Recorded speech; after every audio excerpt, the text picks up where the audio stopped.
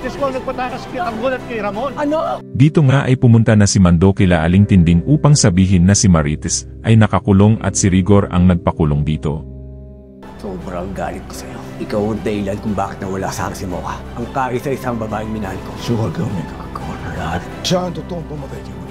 At dito nga ay nagkaharap na ang mag-ama na si Tanggol at si Ramon at itong si Tanggol ay galit na galit dito dahil si Ramon daw ang may kasalanan kung bakit namatay ito. Si Mocha ngunit sabi naman ni Ramon ay hindi siya ang may kasalanan kundi si Olga siya ang tunay na pumatay kay Mocha. Pumasok sa isip mo at ginawa mo yun. Nakita ko na lang nagsubuan yung dama ko. Sinunod ko na lang ang puso ko. Huwag mo nang isipin kung tama o mali ang ginawa mo. Ang mahalaga, makalabas ka dito.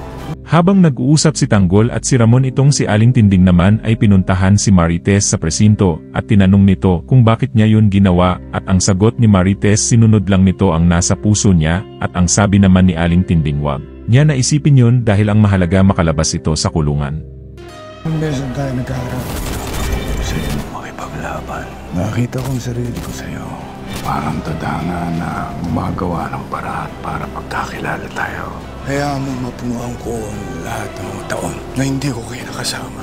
Kaya mapunuan ko kayo ang pagmamahal na hindi pinakita ni Rigor. Hindi ko alam kung ano mararamdaman ko dahil kaharap ko ngayon ang matindi kong kaaway. Pero siya pala ang aking ama.